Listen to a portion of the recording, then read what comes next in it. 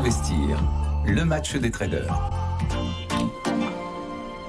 Paris qui a ouvert dans la retenue, qui évolue légèrement en hausse, plus 0,45%. Dorian Abadi est avec nous. Bonjour Dorian. Bonjour. Analyste bourse chez Meilleur Taux Placement. Que faites-vous ce matin, Dorian? Que surveillez-vous? Que retenir de cette dernière journée de la semaine?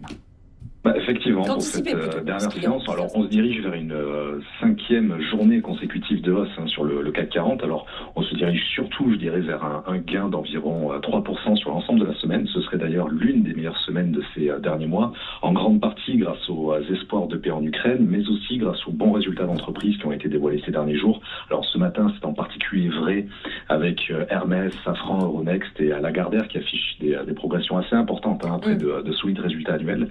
Hermès est d'ailleurs en tête du CAC au moment où on se parle ce matin, avec un gain de l'ordre de 2,50% à 2 900 € l'action environ. Voilà. Et puis sur l'ensemble de la semaine, on a eu des performances quand même assez remarquables.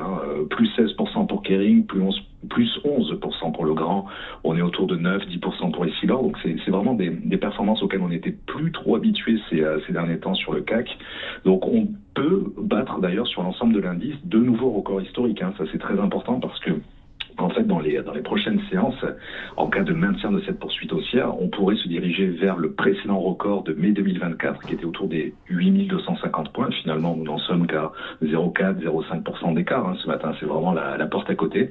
Donc, à court terme, effectivement, les acheteurs devraient à nouveau viser ce niveau. Pourquoi pas les 8300 points par extension, qui constitueraient donc un nouveau record historique pour le CAC.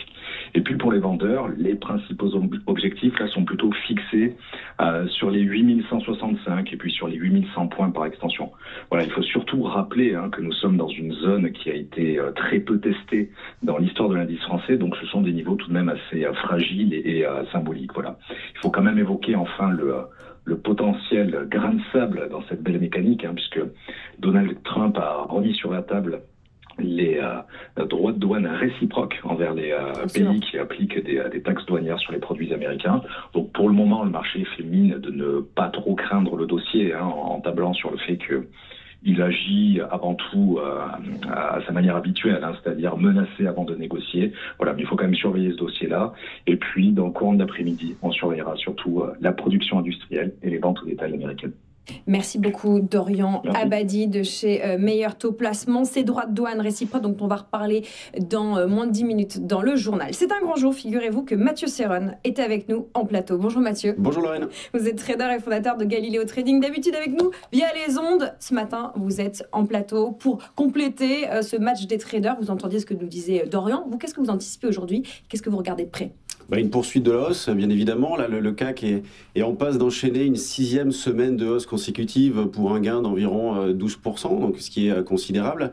On est sur le même ordre de grandeur en Allemagne avec le DAX, qui a également 6 semaines de hausse consécutive et un gain un petit peu plus important de 14%. Et dans le viseur, on a tous les plus hauts historiques sur le futur, la zone des 8300, 8350. Donc il ne reste pas un potentiel très important dans l'état actuel des choses.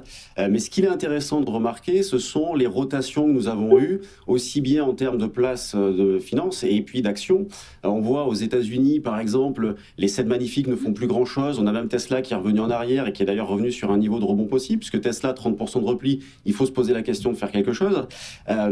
Et on a des signaux techniques sur des valeurs, comme par exemple Coca-Cola, on n'en parlait plus trop. On a eu un signal technique qui s'est déclenché il y a quelques temps. Adobe, c'est pareil. Vous avez Intel qui fait une semaine incroyable avec 30% de hausse. Et puis, quand on regarde sur les valeurs du CAC, on est un petit peu dans la même configuration, avec des dossiers comme par exemple Orange, dont on parle pas très souvent, et qui a franchi un plus haut sur plusieurs années hier, au-dessus des 11. On a par exemple la mal-aimée de ces derniers mois, qui est Stellantis, qui a une configuration graphique intéressante, et ça sera peut-être d'ailleurs la valeur que je proposerai mardi dans le match des valeurs.